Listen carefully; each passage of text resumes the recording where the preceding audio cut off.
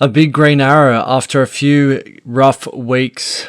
A couple game weeks ago, I'm now inside the top 5k for the first time this season and heading into a very chaotic stretch of game week 31. I don't know about anyone else, but this genuinely felt like the hardest deadline that we've had this season, and I deliberated for a couple hours which routes to go. So as you can see from last week, bit of a mixed bag. I bought in I bought in Konaté from Timber, which Timber obviously went and hauled for the first time in many weeks, being a Timber owner for the last, I would say, 6 to 8 game weeks.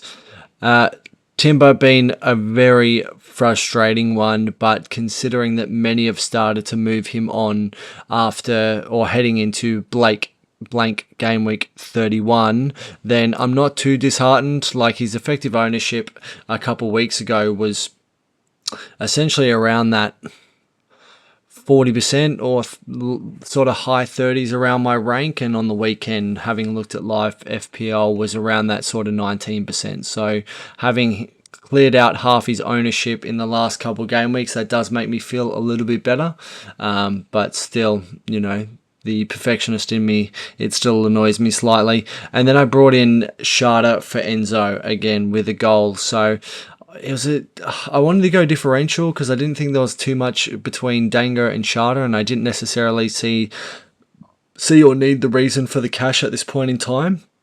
And then Wilson also returned again, favourite FPL asset of the season. He's been my absolute wonderkind and scored again and assisted again on the weekend. But Bruno captain as well, really good score. But as you can see, 83 points, big green arrow, or from about 7.1k inside the top 5k. I'm about, as you can see here, 4.7k. But considering the Haaland injury, that then meant that I had Chalobah as my first substitution, who came in. And again against Arsenal didn't do very well. As you can see, my bench very depleted, with the likes of a dead spot in Mark Gu and Florian being injured.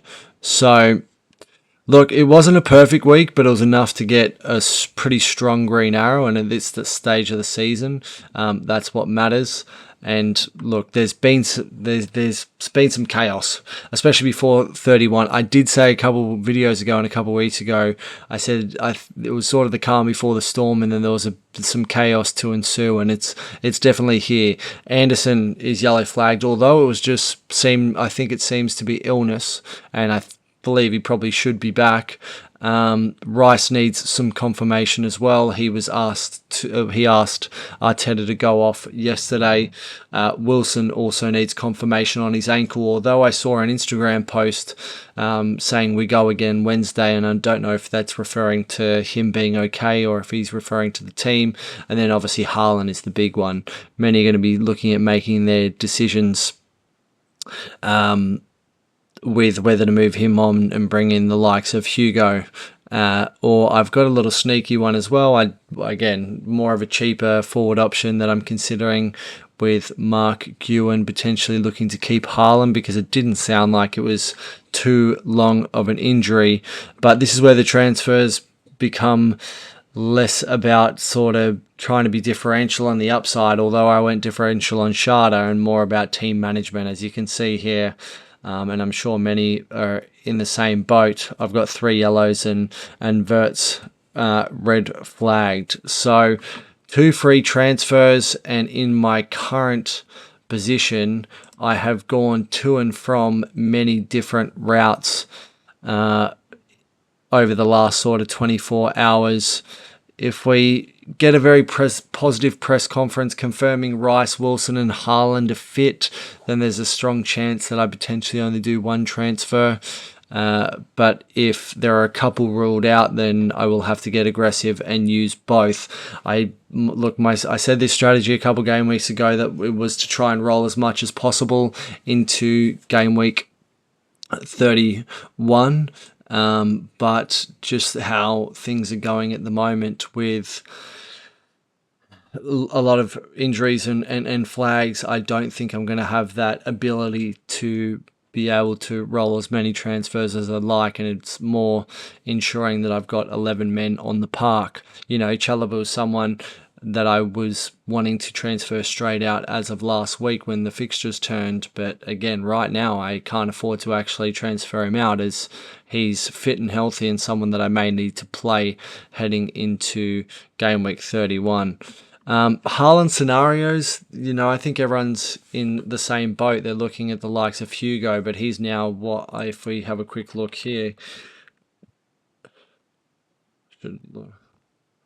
Yeah, look, he's now up at 9 million. So, look, I guess it doesn't necessarily matter what the price is, because if you're getting rid of Haaland, then you're going to have some free capital to spare.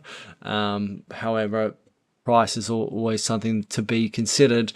But look, the one that I'm considering is potentially, and again, so many routes to transfers to think of, whether you get rid of Rice or make the jump on Haaland because Hugo's got some incredible fixtures coming up. But look, many people have mentioned the exact same thing in regards to Liverpool and Hugo have a lot of upcoming fixtures, and with him being the only sole striker, is he going to play 90 minutes week in, week out over the next 3 or 4 weeks with a congested schedule? I don't think so.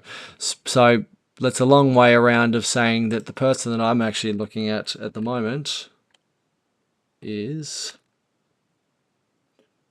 Calvert-Lewin. If we get it up here, he's got Sunderland at home on the weekend, which I think is a pretty good fixture. I think Sunderland are somewhat depleted at the moment. Into Crystal Palace away, into Brentford at home in 31. For him as a striker, and look, I was going to mention later on, but I'll mention it now, I don't think Brentford's defence has been too great over the last couple of weeks either. Should have shipped 4 to Burnley on the weekend and shipped 2 to Brighton the week before. So I think this is a great fixture run to potentially hop on DCL for the next 3 weeks, and I think my route to do it, which I would have the straight money to do, or 0.1 to spare, would be mark you up to DCL, finally removing a dead spot that has been in my team for probably the last 15 game weeks. And that allows me to keep Haaland and sort of keep that value that I've accrued in him. The other one that I'll also be keeping is Gabriel, as mentioned, which then means I'll have to move on probably Rice at some stage, or Wirtz. Now look, with Wirtz, my thing was that I had a sneaky suspicion, or not a suspicion, a hope that he would be available for the game week midweek tomorrow. I don't think that's going to be the case. I don't think he is available, which is unfortunate. But given the fact that he's probably going to be back before 31 and Rice blanks in 31, then I don't know if I'm thinking about this wrong, but I'm, again, still considering to potentially keep Wirtz. Again, everything is so dependent on what comes out in the press conferences, but I thought I'd also provide you guys with some updates as to who I was looking at. Again, although Anderson was flagged, it was only due to illness, so I think Anderson, and this is of Fulham, not the midfield, Anderson is a great option with their upcoming fixtures. With West Ham, they've also got Burnley in 31. Hill continues to be just a really great cheap option, and I know many are also starting to look at your Goodmanson of Leeds. Unfortunately, Rodon is also looks to be injured and flagged as well. And then moving into the midfield, again, if there was, I think if you haven't already, Dango and Schade are 2 incredible options.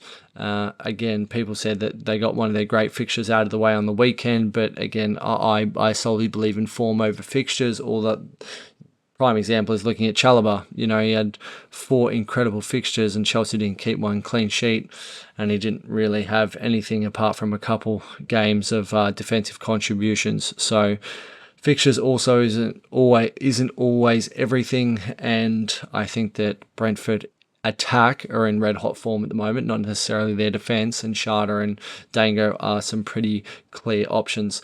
The other one that would be really nailed on for me is, if not for coming back from injury and there being, I guess, minutes constraints potentially there is Tavernier. I watched him play on the weekend and he looked incredible. He's also on penalties and some of the deliveries that I was watching him do on the weekend. 5.3 million, plenty of value there. Again, I don't think many people are worrying about value at this point. And Blamo, United's fixtures aren't great over the next 3, but they just seem to be on fire and is potentially another great option. And then, as mentioned, I've sort of mentioned if you should already essentially have Thiago, Haaland, and Hugo Ekitike, like 2 of the 3 at least. And then another option that I'm looking at is Dominic Calvert-Lewin. And then lastly, the other option with Evan Nilsson potentially being injured is Krupi Jr. But again, I think that is a bit of a minute's risk there. Everything links back to game week 31 at the moment. That's the anchor this game week. If I didn't think that last week was chaos with how much I deliberated over my transfers, I think this week will be true chaos. I'm glad I didn't burn through all my transfers last week. Look, I'm devastated that I didn't keep Timber, but you look at Konaté having no form himself, and with Konaté actually having a bit of form, hitting defensive contributions, and Liverpool keeping clean sheets, didn't see a 5-2 scoreline coming. But look, it was a bit of a neutral week regarding transfers. I'm very happy to have Schade on my side, and with Konaté having another good fixture, you would say, although Wolves have really stepped up their game, I'm more than happy to have him in as well. Glad I didn't burn through all 3. 2 transfers this week does give me some flexibility based off what is going to happen in regards to the press conferences tomorrow, and I think everyone's going to be waiting for that information before making their decisions. As I said, chaos is here. Press conferences decide this week, and transfers are critical. I probably foresee many hits being had this week as well, depending on what news happens. Guys, would love for you to subscribe if you have enjoyed the video. If you could leave a like as well and potentially a comment. Really enjoying making these videos. And look, I think the thing that I've been enjoying most on the likes of X and other places has been interacting with you all, answering questions, etc. So if you do have any questions, please leave them down in the comments. I would be happy to do any team reviews, but good luck. Stay vigilant for tomorrow's press conferences, and I will see you after.